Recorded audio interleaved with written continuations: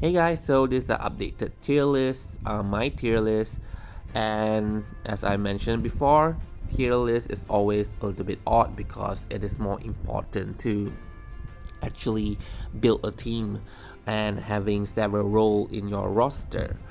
And hence for me, my tier list is mainly for me, if I consider a certain character is very good for team building, so it will be higher up, and some character that have similar role and doesn't bring much niche to the part to my roster, so I put them on a lower tier list. I call it tier list, but it is not really a tier list, so it is more like character that I need, character that I want, or character that I don't need them at all.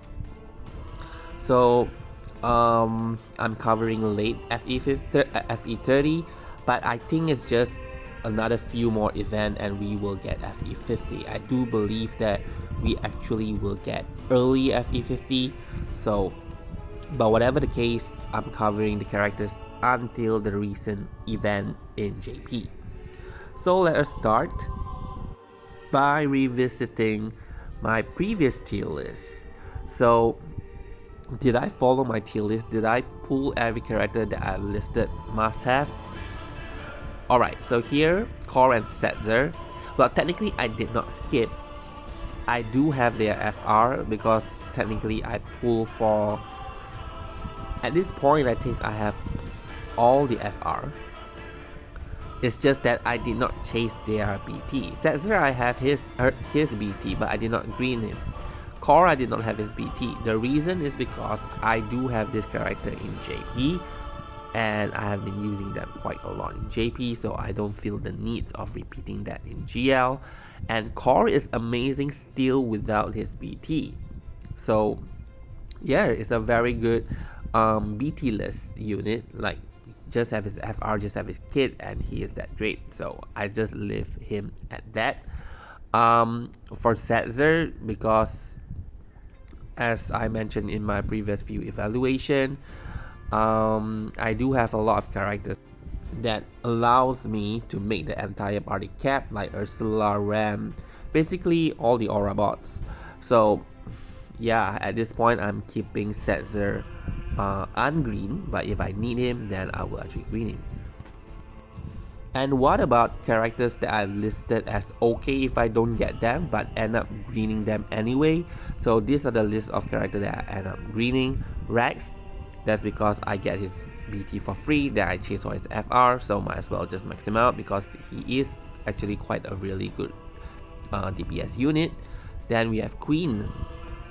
Yeah, Queen, it was a bit on the fence because I do want her gimmick to increase HP plus and EX HP damage limit by 50% and to combo that with Arciela.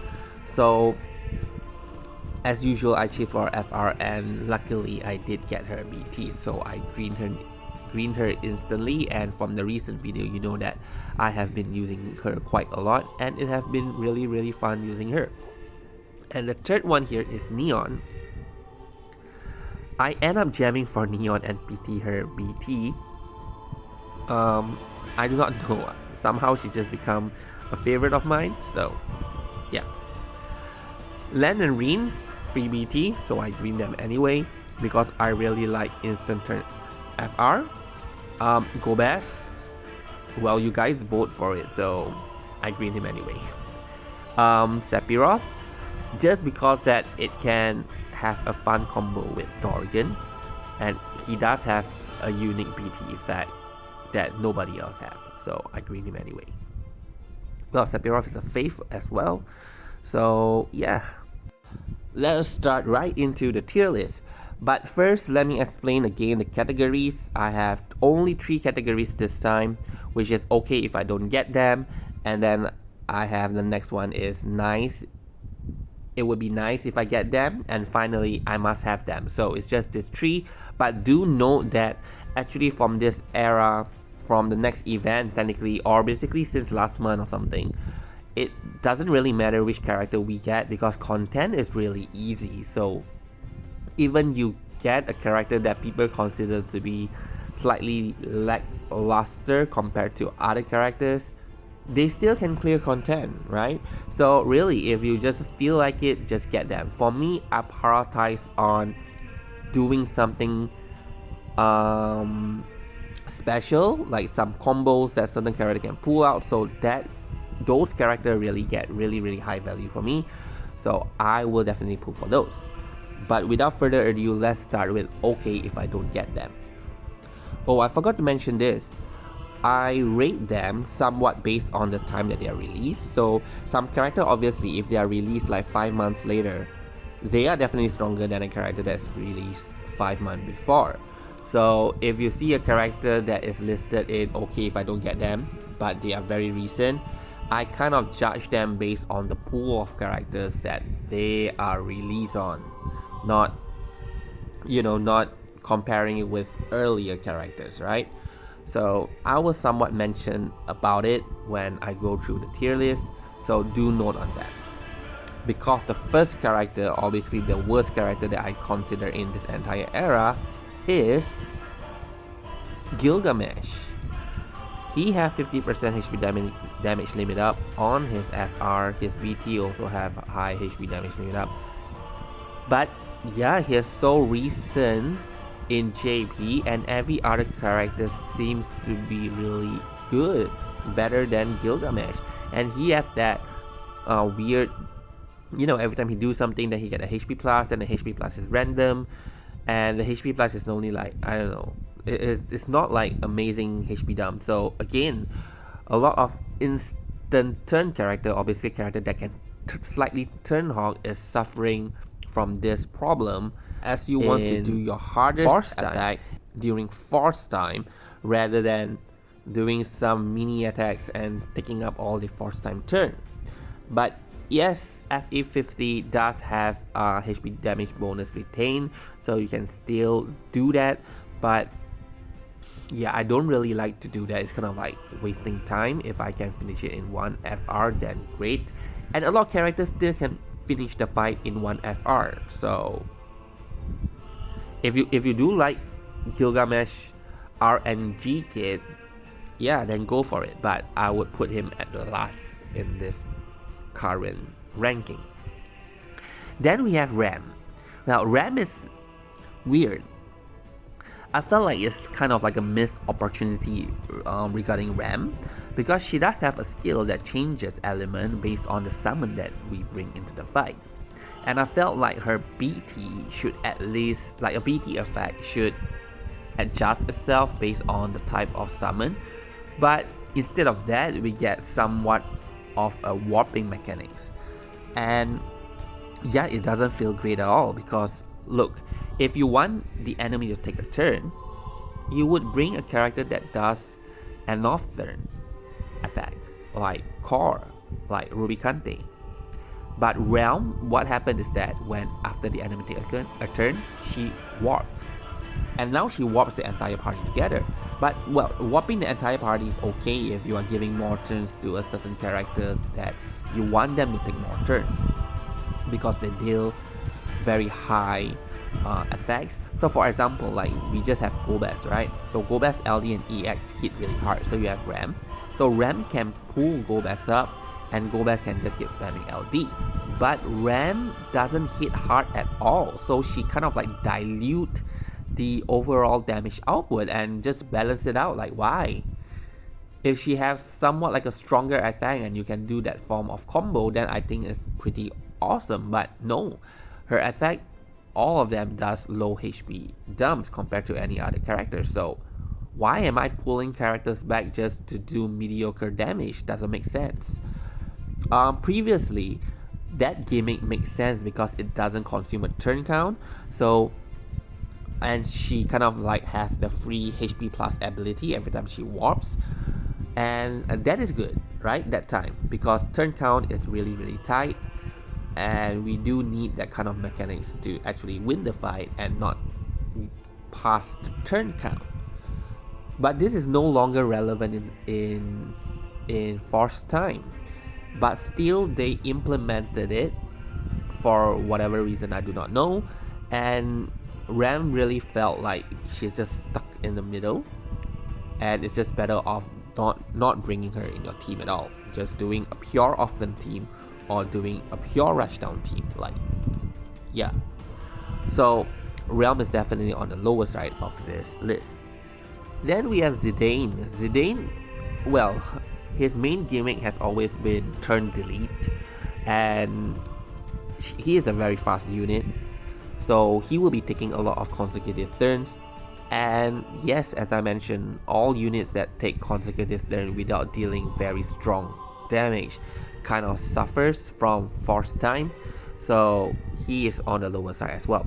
But do note, if you really want to capitalize on HP damage bonus retain, like you can retain a big portion of your HP damage bonus.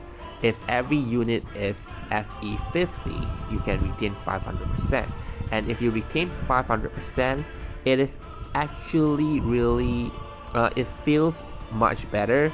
And you can use all this Relm, Gilgamesh, Zidane in all those kind of run where once you retain 500%, then you just play the game as model, as normal, just hog as much turn as possible. Yep, it will feel better that way.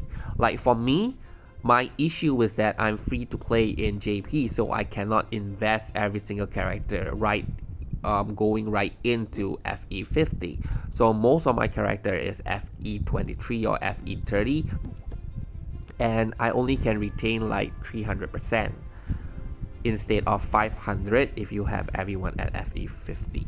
So it doesn't feel as great due to my limitation, but I do believe if you can actually retain 500%, they will feel much better to play, so they probably can be higher up in the list.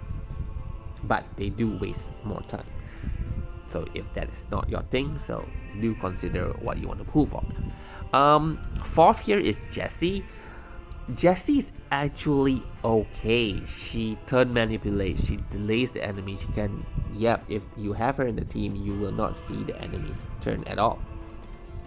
But we already have a lot of unit that does that, and if you are doing rushdown, force time into BT, enemy is not going to get a turn.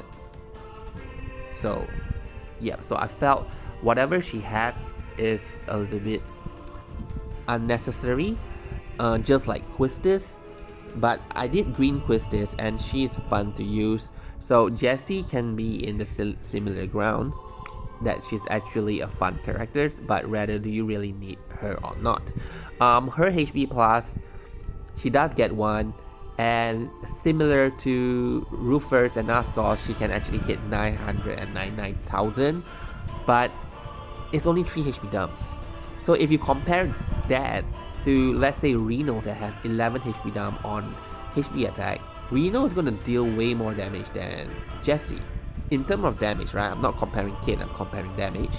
So, yeah, so Jessie is definitely not a DPS character, she is a utility character. So if you do need utility that delays, that turn manipulate, yeah, then go for her.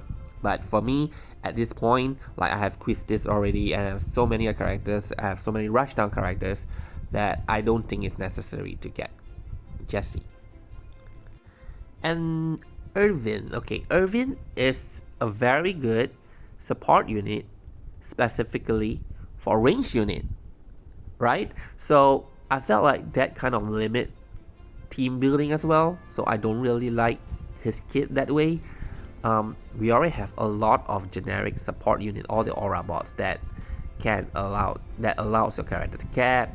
We have like Cecil that do rainbow and it's not like specific to range. So yeah, I do feel like Irvine is a little bit, you don't really need him, like unless you have, I don't know, all your character that you pull for is range, which is crazy. So there is just so many units that can replace him. But he does have some fast charging from his LD, like you can stock up on all his bullets, then after that you go into the FR and then you just spam his bullets, which actually hit quite hard. Yeah, but apart from that he just support range unit, so I didn't really like that about his kid. So he is in my bottom 5. Alright, going on next to the 6th unit, and that is Locke. Actually, I do really like to play Locke. I like to press all that different button, and then chaining all this stuff. He have consecutive turns. He have a BT that heals up every time his HP went below 50%. So like, he get that first, but I think we are more familiar now with Ruby Kante, that Ruby Kante has that effect, which is what makes him immortal, because he have last stand and then jump back up. Locke doesn't have last stand, but you can always partner him with characters that do, like Queen, Porum, Freya, and your party will be kind of like immortal if the enemy is not doing 2 HP dumps in a row. So he is actually not bad, and he does pretty good single target damage. It's just that it's not good enough, so he's kind of stuck between like not a pure DPS and not a pure support unit, but he have a little bit of everything. But actually now, if you bring 3 characters with BT, it doesn't really matter if you stay true to like having a DPS, having a support, having a utility. Like for me, that is the formula of a good team comp, right? You will have 1 DPS unit, you have 1 support unit, and then you have 1 utility unit. But that is somewhat no longer required due to everyone having BT. So yeah, so if you do enjoy Locke that way, you can pull for him, but do note that he is not like the best in anything, so it's kind of like jack of all trades. Yeah, so there's a lot of characters that can cover whatever that he's doing, which is why he is at this position right now. Then we have Strago. Strago would be right before FE50, and seems like in this case now he is also right before FE50, because I do believe that Selh'teus will be coming and we will be getting early FE50, meaning that a lot of characters that wasn't FE50 in JP at this point will be FE50. It's my speculation, okay? Yeah, so Strago, he deals a lot of damage, and that's basically it.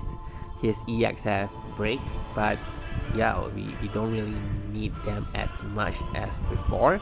So if you have 5/5 staff and you are going for green crystal, which I'm going for, but I'm not even considering pulling for him, yeah, he is basically just damage. And if FE50 is coming, then everyone in FE50 will probably out damage him, right? So yep.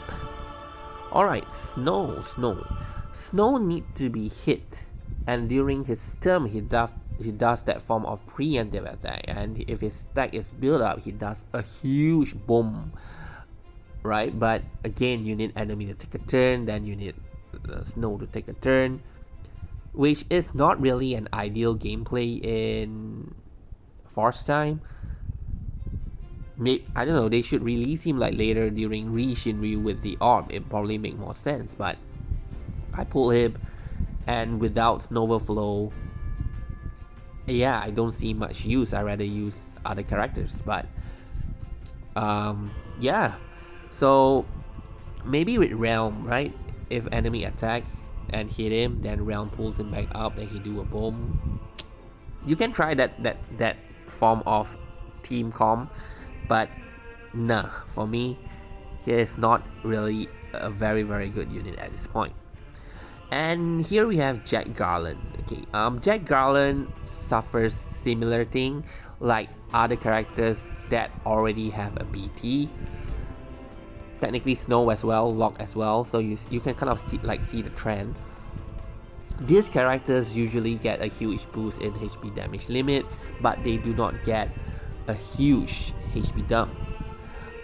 Jack's negative brave and that big huge damage that he do at the end now doubles, so instead of 1 it's now 2, but that is still not enough to actually compete with a lot of other DPS characters that is coming up in FE50. So yeah, so apart from providing damage, Jack doesn't do that much, which is why he is at that position.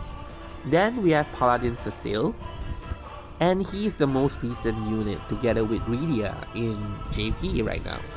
But why is he down in this list if it's okay? Well, like I'm saying, I'm not really saying that they are like D tier or E tier, like they are trash or not trash. It's just that for me, it's okay for me to not get them, because whatever that Paladin Cecil got first, his damage is not good. He provides a lot of HP damage limit up to the party, total of 60%, but we already have characters that easily provide 50, like Rem, Iris, Kurasame provides 60, Quistis is 55, then we have Ciaran and Deuce, which is 65 and 70, which is higher than whatever that Paladin Cecil is doing. So yeah, so I don't feel like he have a certain niche. But if you do need a character with support and some damage and part aura, yeah, Paladin Cecil is a good character for that. Okay, but I already have a lot of unit like that, so I don't need him. And next here is Ultimecia. Ultimecia was a bit weird. When she came out in JP, I was actually really excited. I pulled for her because I want to do Ultiquina. And the next thing you know, Shinri appeared, and Ultiquina is no longer relevant because you can't just do Ultiquina and expect the orb to be maintained. It will just explode. So there is, yeah. So in that case, Ultimecia suffers the same issue as Turnhogger, right? You are taking so many turns but not doing good damage. Okay, so she is in this list. Some of you probably would think that Ultimecia would be lower down, but I do think that her turn delete from a BT effect is actually really interesting, and she can definitely do a certain loop in her attacks, so you can do something fun with it. But yeah, maybe I should put her lower down. But anyway, all of them is in the same category. It is okay if I don't get that. Fusoya. Fusoya does have a niche. Actually, from Fusoya onward, Fusoya, Ciaran, Deuce, and Selh'teus, I put them here because I think I already have the right roster to fulfill their roles. But if I do get them, I might actually green them. So it really depends on what happened in my pool, but it will be okay if I don't get them. So Fusoya, he is the only character that can stack up disable debuff turns count, right? Like you can stack it up. You can have like 7, 8, 9, 10 turns of disable. Okay, and only he does that. Nobody else have that. So if you enter his BT and you can keep stacking up on that stun debuff, then probably the next 5, 6, 7 turns that the enemy will take, they will not be able to do anything because they are disabled. So Fusoya is niche for that. But apart from that, he is basically just a unit with EX spammer. I think they got confused with Strago and Fusoya because Strago should be spamming EX and not Fusoya. But yeah, don't know what happened. Anyway, next character here is Ciaran. Ciaran has 65% HP damage limit up from his kit, and he has an FR that is generic that has 50% HP damage limit up, but he himself doesn't do that much damage. It's okay, but he himself doesn't do that much damage. But which means that if you are using his FR, having a generic condition with his kit, you are providing the party with 115% HP damage limit up, and actually that is really good. So I will be greening him because I already have his BT and I just need his FR. But you know, to be objective and to consider like, do you really need his kit? Well, apart from just giving HP damage limit up, which a lot of character does that as well, if it's not 115%, like if you use Relm and then you bring in a character with FR 50% HP damage limit up, then you get 100% as well. So it's just additional of 15%. Or if you bring like Wise, a character that does follow-up attacks with 10% boost in overall damage, and with the BT has also 30% HP damage limit up. So it's just a slight advantage that Ciaran is actually giving to the party. For me, I do want it because there's something specific that I want to do regarding related to Enna, right? So if you are able to boost your HP damage limit up just past that 100 value, like if 285, you can just bring it up to 305%, then Enna will boost it all the way to 400. So that is very interesting to me. I really want to do that. So I do need a character that pushes the HP damage limit boundary, and that is either Ciaran or Deuce. Okay, but with FE 50, every character that have FE 50 will be getting 20% more HP damage limit up, and that kind of like reduce the needs of needing Ciaran or Deuce. Because I have done my calculation, I will share that in the next video I do regarding Enna Crow, on how her gimmick works and how HP damage limit up, if you push it to the limit, will help boost your damage. So with FE 50, the requirement reduced slightly. Like let's say for Squall, if I want to push Squall damage to 400%, which means he will be doing 5 million HP dumps, okay, I will need Deuce for that 70% HP damage limit up. Even Ciaran is insufficient. Like I need Deuce for that additional 5% to pass that threshold of 300 to 305, so Enna can boost it to 400.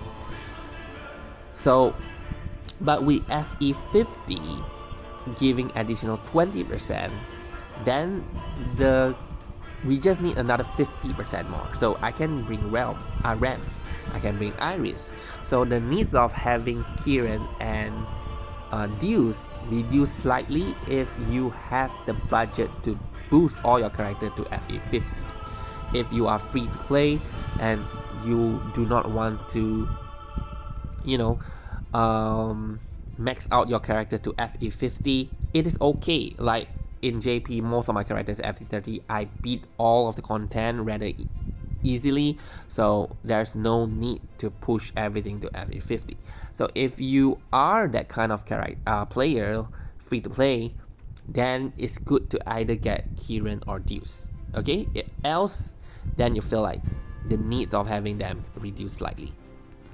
And the last in this list, which is okay if I don't get them, is Selh'teus.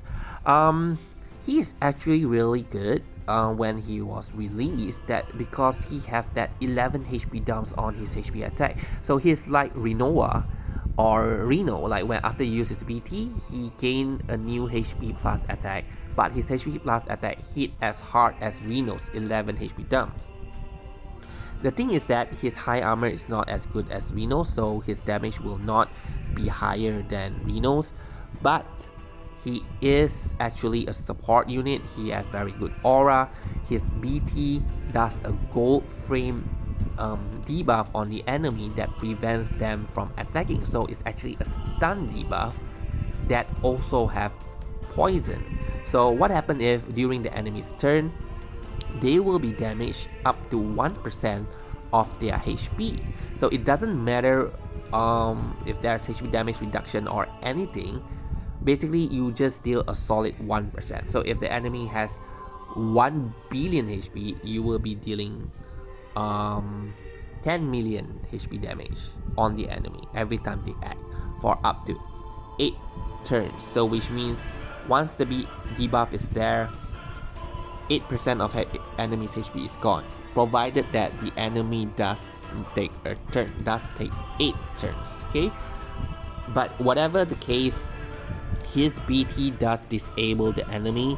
Most of the time, the enemy will not take 8 turns, because with Selh'teus you are not doing off-turn strategy, so the enemy probably will not be taking 8 turns, which means once you activated Selh'teus BT, the enemy will not be doing anything. So he does provide like party defense, right? Like absolute defense, because enemy will not be attacking. Except some HP threshold, okay, and force time attack. So, which is why I kind of put him lower in the list, because he does do his work, but there are mechanics that bypass it, and he does do very high damage. But once we enter FA50, a lot of other characters that is coming in FA50 deals even more damage than Selh'teus, which makes you see that he is a support unit. He's not supposed to be the strongest DPS unit, okay? So he does fulfill his role. Anyway, he is the last unit in OK if I don't get them, so it's actually very close to would be nice if I get them. So let us start with that list. And here I start with DPS. I split this into like, would be nice if I get them, DPS, would be nice if I get them support. So it makes it more fair in terms of my choice. And here would be nice if I get them as a DPS, is Yda and Amarant. Yda again because she has that self 120% HP damage limit up, and the general 30% from her BT up to 150% total for her with her UW, with her armor and everything. And then you put in Enna Crow in it. It's very easy for her to hit 500%, which means she will be doing 6 million damage per HP dumps, and her LD hits extremely hard, harder than Astos. Once you boost the damage to 6 million per HP dump, she deals more damage than Astos with her LD. So if you like have Lunafreya, give her 4 multiple turns and then spam her LD, it will be amazing, okay? But apart from that, if you enter a BT phase, she will not be doing as much damage as a lot of other DPS units. But whatever it is, I would like to get her, and yeah, but I won't actively chase for her kit, because there are characters and content is a little bit too easy. So I do want to save up my resource, because in every 50 there's actually so many good characters, a lot of units that just came out. They are really interesting to play, so I would want to save my resource for someone else. So unless I get her for free, or when I chase her FR and I get her BT, I will definitely green her. Else, yeah, it would be nice if I get it. Amarant, actually I'm kind of considering should he actually be in I must have, because he actually hits really hard. What his kit is actually all single target, but once you have his BT activated, he splash every single HP dump that he do. So all his single target attacks will become AoE, okay? And his FR hits really hard. His FR is 5 HP dumps and is Tifa level of HP damage limit up. And if you push that, I mean with the BT, so now it becomes like a Tifa AoE FR, which is crazy, right? And his attack as well, his EX, his follow-up attack hits really hard, and if enemy attacks him, he counter. So if you put a warrior of light call on him, he can work in the off-turn team, making him suitable for off-turn, suitable for rush down. And I do believe that if you put him with Enna Crow, he is actually hitting harder than Astos. So I did some calculation, and indeed he actually hit nearly as hard as Astos or slightly harder. But I do need A6 for him. Okay, I do need A6, and I will test that further.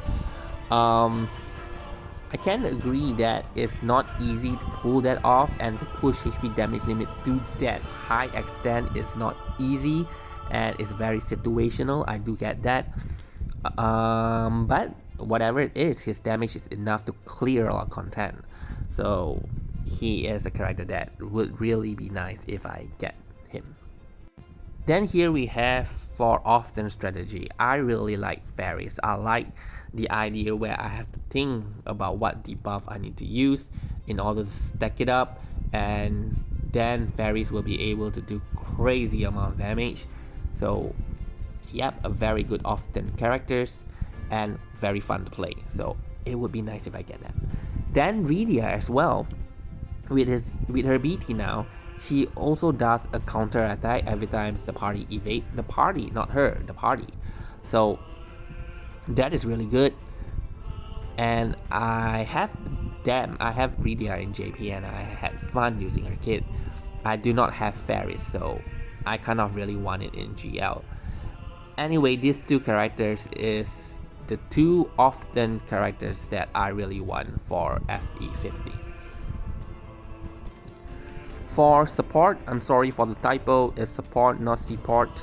Anyway, support, Leonora, Lunafreya, Ignis, and then Yuna. I prioritize Yuna over Ignis, Ignis over Luna, Luna over Leonora, I'm not sure. So why? Okay, first, Leonora, she is the only black crystal fast charger, but with Shinryu, fast charging is not as important anymore. Not that it can't be used, it's just not as important. And Leonora has that similar Astos, like dealing 999,000 gimmick going on, but I think it's only 3 or 4 HP dump. So comparatively to a lot of other units and other support units as well, she actually doesn't deal as much damage, but that is okay because she's a support unit. But in terms of support, she just provides the aura that you need, okay, which can be fulfilled from any other character as well. And if I'm going for Ciaran, I already have a black crystal support unit, aura bot, so I probably do not need Leonora, but if I do get her, yes, then that would be great. Lunafreya, I still think that her granting consecutive turn to your characters is a really good gimmick. So if you look at the video that I have used Rufus in, I have bring Lunafreya and I can have 4 turns at maximum, or not maximum, but really high max brave for Rufus, and then all I have to do is spam LD. So she does open up. Do note that if you just spam LD like this, it's potentially stronger than a BT phase.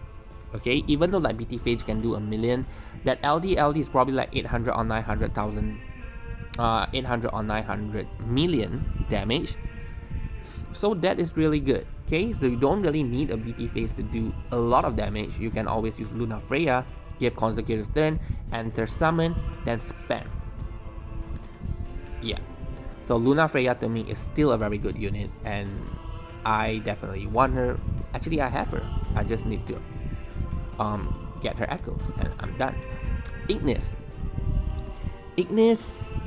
more like a faith, because after playing FF15 and Ignis episode, I do like Ignis character much more, and I like his kit because it does reflect what happened in FF15 episode Ignis. Like, he wear the rings and then he becomes crazily strong. So same thing, you activate his BT where he actually wear the rings, then he becomes an insane DPS. So his DPS is actually higher than a lot of other characters. I think the next one that tops him is Amarant, but before that, he is like the DPS unit for FE50. So he hits really hard. He have fast charging, he have turn manipulation, he have a lot of things going on for him. So I do consider him as a very good unit, but rather is it necessary or a must to have him? I kind of like prioritize other people. Okay, so that is actually a very high ranking that I place him. Yeah. And the last one here is Yuna. So Yuna, to me, with her rework and her FR echoes, she becomes an insanely good unit. Because first, she has fast charging, okay. She cleanses, she extend buff. And the best thing is that her FR now have 50% HP damage limit up, and every time a character take a turn without a debuff on them, you get 70% HP damage bonus, which makes her FR really generic. And on top of that, during Yuna's own turn, if you use her HP plus or Brave plus, then you get over 100%. I think it's 60 plus 40, so you get like, or is it 60 plus 50? I don't know, it's a lot. You get about 110% HP damage limit up, which is actually pretty insane. So now we have like Queen in GL. She also have that, like she use HP plus, you get 100%. So Yuna have that, but on top of it, during party's turn, you get 70%, right? Like if you are using Queen during any other character's turn that is not doing a melee damage, you get nothing. And if they are doing melee damage, you get just like 40%. But Yuna is generic, that everyone gets 70%, and during her own turn, she get 110%. So with 50% HP damage limit up, with her kit as an aura bot, she is a very good unit. So luckily for me, I already have her kit entirely, her BT, her FR, so all I just need to do is upgrade her echoes and I will have a very strong unit in FE50. But do you really need to pull her? Again, content is easy, fast charging becomes slightly irrelevant in Ryu, so yeah, if you don't want to pull for her, it's okay. So now coming into the last category, second last, which is must get them, and I will start with character like Kelger and Gladiolus that works so damn well even without their BT. So I have shown the proof and comparison for Kelger. Without his BT, he can clear even the latest crystal mission in JP, which if you start now, by then you probably will max out a red crystal anyway. So yeah, definitely must get his FR. And if you have not, the banner is still up in GL, so do go pull for him. Just get his FR is okay, you don't need his BT. Get his BT, then even better. And for Gladiolus as well, he can clear the final Spiritus fight, which is Odin, without his BT, just his FR, and you win. And he clear all mission, crystal mission, series mission, weapon mission. Yeah. I did not test him further in Ryu because right after Odin Spiritus, the Ryu requires range damage, and he's not ranged. Then requires elemental damage, and he's not elemental. So I haven't been using him as much yet. But anyway, I do think he is a good counter tank. So yes, just get him, even if getting his FR only is good enough. And finally, this is the last 6 unit that to me is must get. I must get them. I will jam pull for their kit.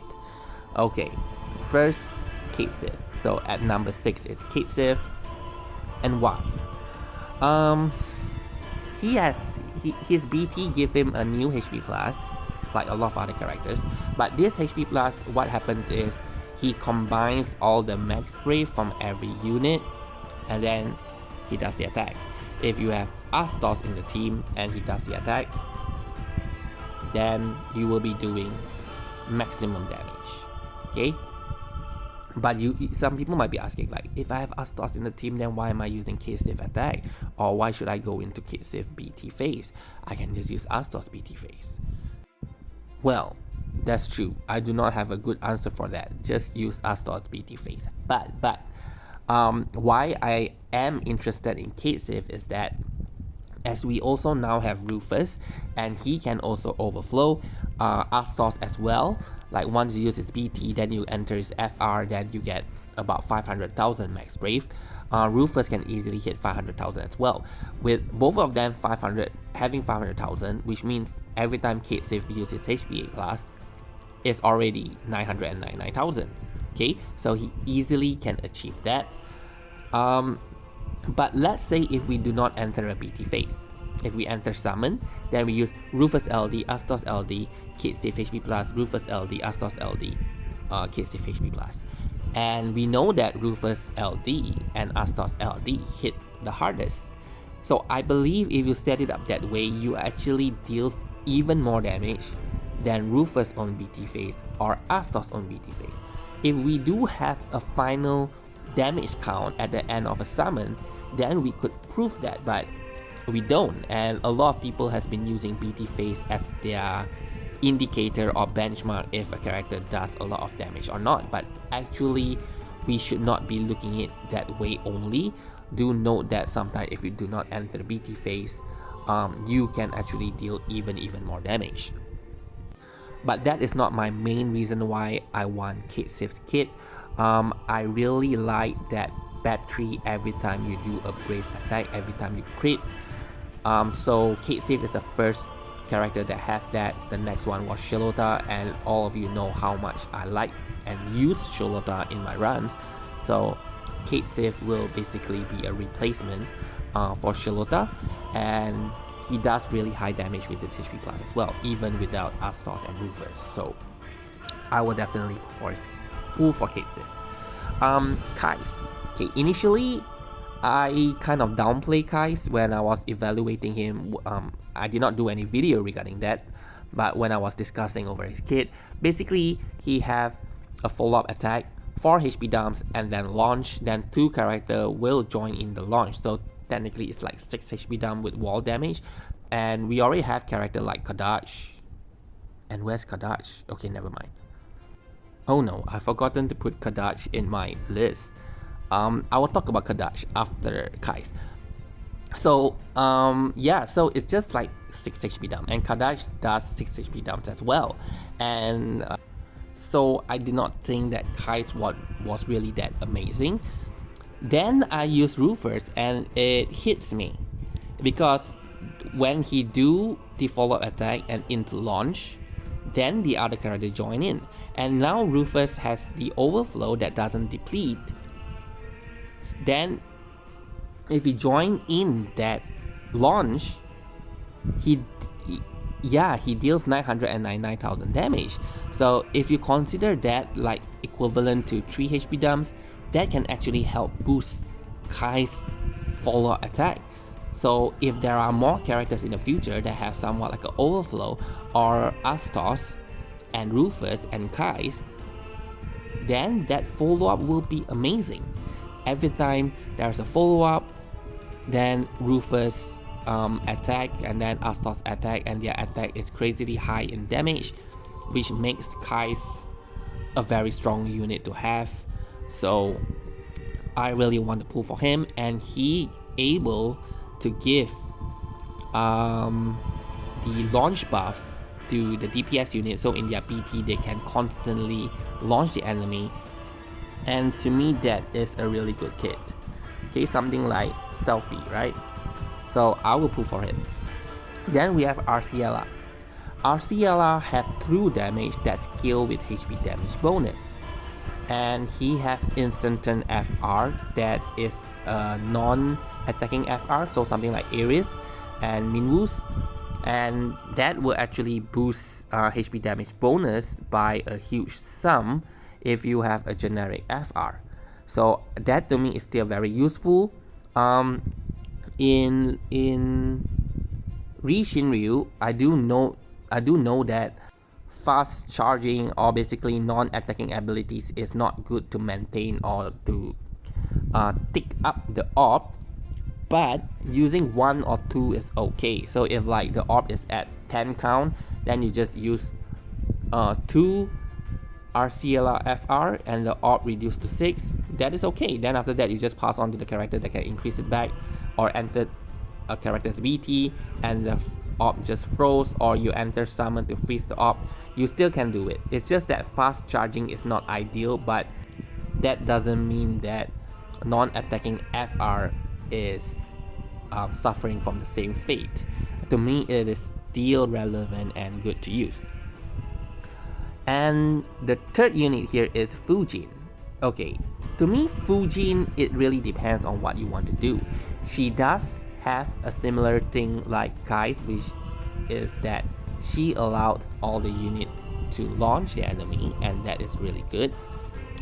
Second thing is she add extra damage to wall damage, and if you have character like Iris, you can boost that damage up to a crazy number, like over 1 billion. Like one turn you will be doing 1 billion damage.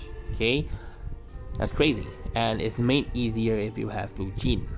But do you really need that? Do you really need to push damage to that limit? Well, technically no, but if you like it, for me, yes. Like I mentioned, my pulls are mainly based on what special combo that I want to pull out. So Fujin is a must get for me. Then Rufus. Okay, Rufus is fun. He is really fun. It's not as broken as Astos, because Astos you just press BT and then that's it. He just melts the enemy.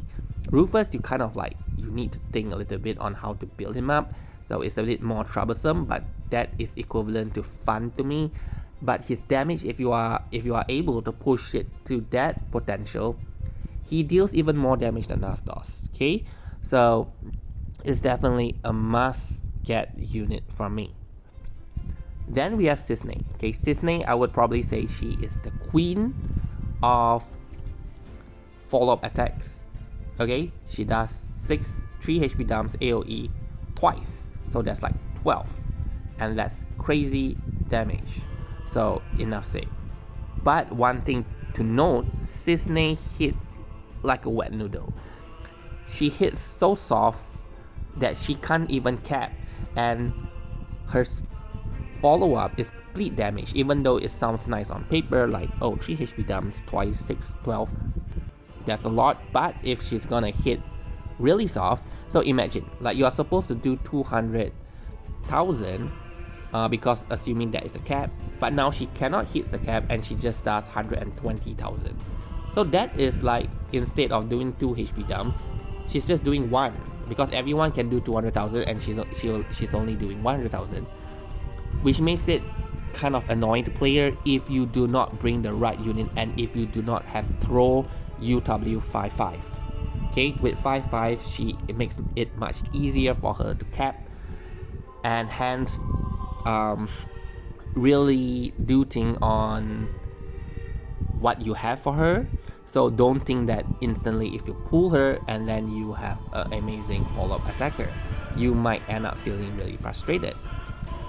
In JP, I am free to play. I do not have a UW 5/5, so actually I don't bring her out as much. If I do, I need to bring like another support unit to boost her damage. Not impossible, possible. So just do note that. Okay, for me in GL, I'm pretty confident that I can make her cap. That's why I'm putting her at the top of this list. I must get her. Okay, she will probably be featured in a lot of my team, and yes, she's number 1 for me. I forgot to mention Kadaj. So where is Kadaj? Is Kadaj a must-have? Well, Kadaj is actually really good because he now does a follow-up attack that hits really hard. 6 HP dump, I think, with additional geophage or something. During his own turn, he hits hard, and during others' turn, he does 6 HP down follow-up attack as well. So overall, he just do a lot of damage. Okay, if you really like him, in my DPS, probably he is in above Yda. So in that case, I might have to push Yda into it's okay if I don't get them, because I kind of like just want to put 2 for nice to get them. So I just want to put 2 units each in each category. So for that case, I would actually put Kadaj and Amarant in that list rather than Yda. So Yda, I will have to push it down to it's okay if I don't get them. Alright, so I hope that this tier list technically is my pool plan, not exactly a tier list, but I just want to call it tier list for fun, or make fun of it.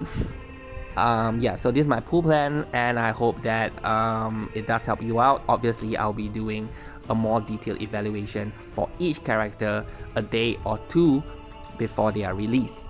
And then I'll be doing showcase as well for each of these characters. And if you can wait till then, and if you like how I use this unit in my showcase, then you can decide if you want to pull for them. Alright, so thank you for watching and have a good day.